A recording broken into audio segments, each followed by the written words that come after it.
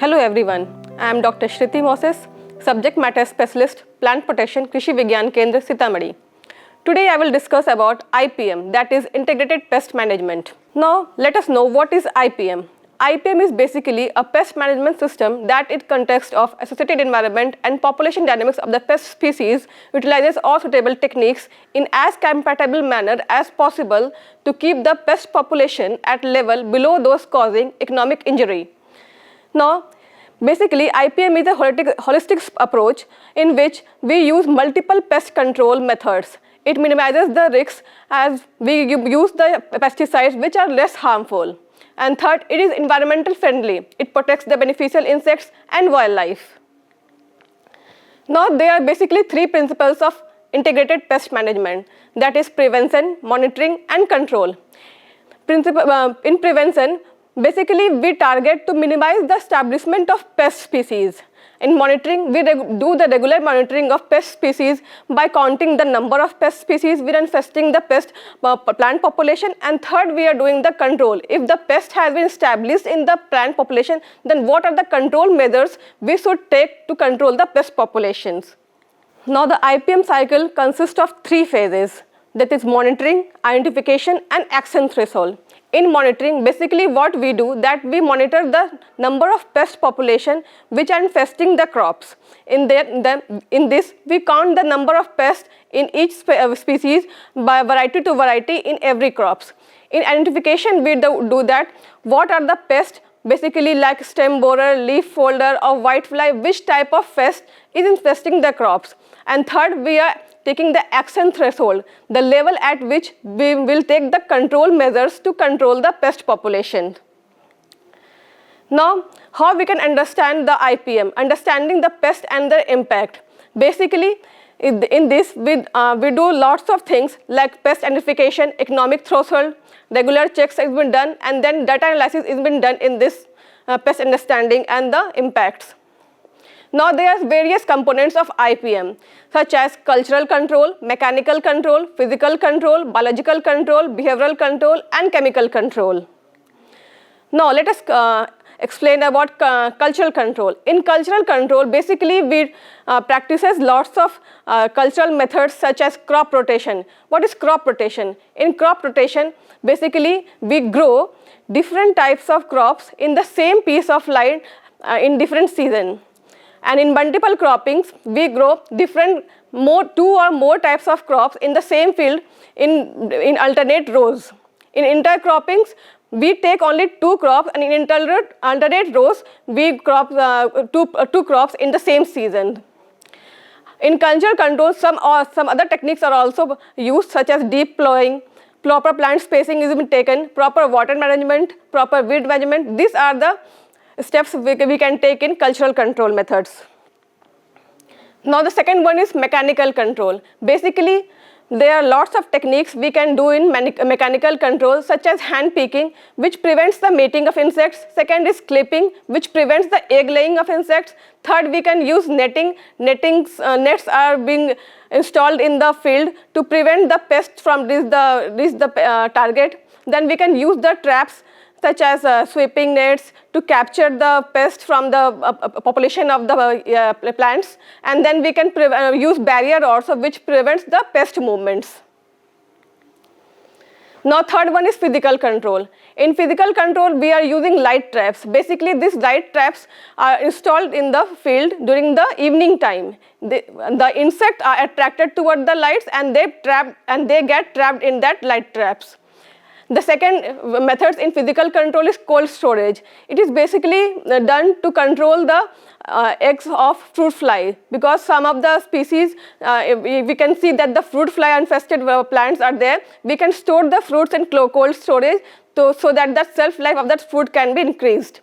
Then we can use sun drying also in physical control to prevent that the eggs of the many pests are there, so that the pest eggs are damaged by sun drying the crops.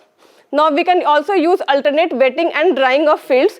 Means in alternately we dry and wet the field. One part we do the irrigation, then other part we dry the fields, and other part we do the irrigation. Like this, we are doing the alternate drying and wetting of fields.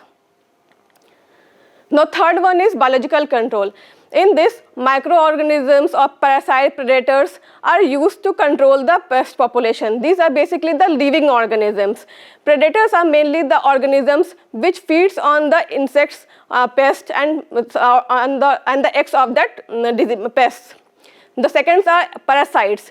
These are the organisms that infect the pest species, and they control and they develop on that insect pest, and then they cause diseases. And pathogens are bacteria, fungi or viruses, anything which causes diseases in plant. These are the biological control methods we can use in this IPM. And the next one is behavioral control. In behavioral control, we can use pheromone traps. Pheromone traps are available in market. In that, there is one layer called methyl eugenol layer. We can use in that field. They are basically that attracting the female insect towards the traps, and they get trapped in that. And then second, we can use attractant. Attractant are basically the substance which attract the pest species towards the source. मतलब वो मतलब क्या होता है कि इसमें क्या paste जो होता है वो मतलब कि सोर्स के टुवर्ड्स अट्रैक्ट होता है और मतलब उसमें वो फंस जाता है, तो वो अट्रैक्टेंट का वो काम होता है कि अपने तरफ अट्रैक्ट करता है और उसके बाद फिर हम लोग बाद में उसको हम लोग पेस्ट को डैमेज कर देते हैं जो भी ट्रैप्ड हुआ है. उसके बाद हम लोग यूज़ करते हैं repellents. These are the substance which repels the pest away from the source. मतलब हम लोग ऐसा कुछ भी अपना हम लोग लगा रहे हैं खेत में, मतलब कि कोई भी केमिकल का यूज़ कर रहे हैं जो पेस्ट को अपने से दूर वो रिपेल करता है. मतलब कि अपने पास वो क्रॉप जहाँ पर वो है वहाँ पे वो पेस्ट वो वहाँ से खुद ब खुद वो रिपेल हो जाएगा. तो वो सब बहुत सारे हम लोग बिहेवियरल कंट्रोल जो है वो मार्केट्स में अवेलेबल रहते हैं. ये सब हम लोग यूज़ करके अपना IPM को हम लोग इस्टेब्लिश कर सकते हैं. फिर लास्ट में हम लोगों का आता है केमिकल कंट्रोल. तो ये क्या होता है, जब हम लोगों का बाकी जो भी कंट्रोल हम कर रहे हैं IPM में वो अगर मतलब कि इफेक्टिव नहीं हो रहा है तो लास्ट में हम लोगों को IPM में लास्ट स्टेप हम लोगों को लेना है केमिकल कंट्रोल. इसमें हम लोगों को क्या ध्यान में रखना है, पहले तो हम लोगों को पेस्टिसाइड्स जो भी इंसेक्टिसाइड्स है उसका हम लोगों को केयरफुल सिलेक्शन करना है. तो इसमें हम लोग क्या करते हैं, हम लोग वैसा इंसेक्टिसाइड पेस्टिसाइड सेलेक्ट करते हैं जो कि लेस टॉक्सिक हो, मतलब कि हम लोगों का इन्वायरमेंट में डैमेज कम पहुंचाए वैसा, और ज़्यादा इफेक्टिव हो, तो वैसा हम लोग पेस्टिसाइड्स को यूज़ करेंगे. उसके बाद हम लोगों को क्या करना है कि हम लोगों को ऐसे कभी भी पेस्ट को हम लोग मतलब कि पेस्टिसाइड अप्लाई नहीं करना है. तो हम लोगों को क्या करना है, टारगेटेड एप्लीकेशन करना है कि हम लोग जो अप्लाई कर रहे हैं वो जो पेस्ट के लिए अप्लाई कर रहे हैं उसी पेस्ट को वो मारे, ना कि वो दूसरे पेस्ट मतलब कि जो भी नेचुरल एनिमीज़ है, जो पेस्ट हम लोगों को नेचुरल एनिमीज़ है उसको वो इफेक्ट ना करे. तो हम लोगों को वैसा सिलेक्ट करना है पेस्टिसाइड जो मतलब टारगेट जिस पेस्ट के लिए है उसी पेस्ट के लिए वो अप्लाई हो और उसी को पेस्ट को वो किल करे.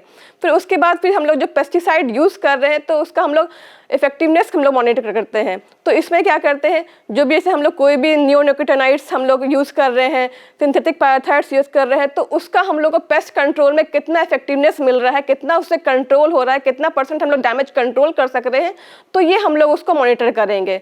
फिर उसके बाद हम लोग देखेंगे सेफ्टी प्रिकॉशंस, देखेंगे कि हम लोग को मतलब कि ऐसा प्रिकॉशंस लेना है कि हम लोगों की जो भी पेस्टिसाइड्स है वो हम लोगों का इन्वायरमेंट का डैमेज नहीं कर रहा है और मतलब कि हमारे इन्वायरमेंट के लिए वो सेफ़ है. उसके बाद हम लोग देखते हैं कि IPM में मतलब कि बहुत सारे केस स्टडीज़ होता है. तो हम लोगों को केस स्टडी में क्या करना है, तो पहले तो हम लोगों को ये ध्यान में रखना है जो भी हम लोग IPM में यूज़ कर रहे हैं तो वो मतलब कि यूज़ करने के बाद हम लोगों को उस पेस्ट का डैमेज जो होता है वो बहुत रिड्यूस हो जाता है.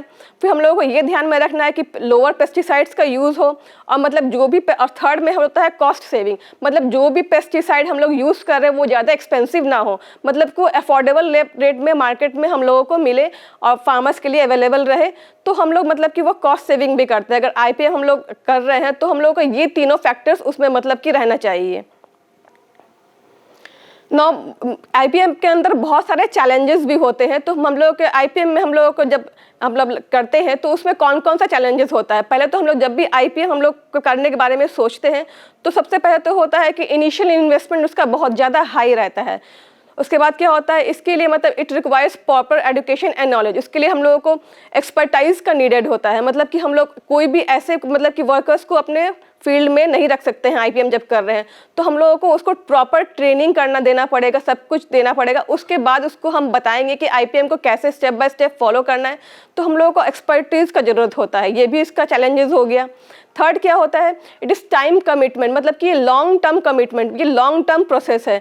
आप विदिन सोचो कि हम विदिन 6 मंथ में आईपीएम कर लेंगे, तो ये पॉसिबल नहीं है। अगर आप आईपीएम करने के बारे में सोच रहे हो तो इसको आप करते चलिए, 1 साल 2 साल मतलब कि इसको करने में लगेगा। तो ये लॉन्ग टर्म कमिटमेंट प्रोसेस होता है, आप इसको ऐसे ही मतलब बीच में नहीं छोड़ सकते हो।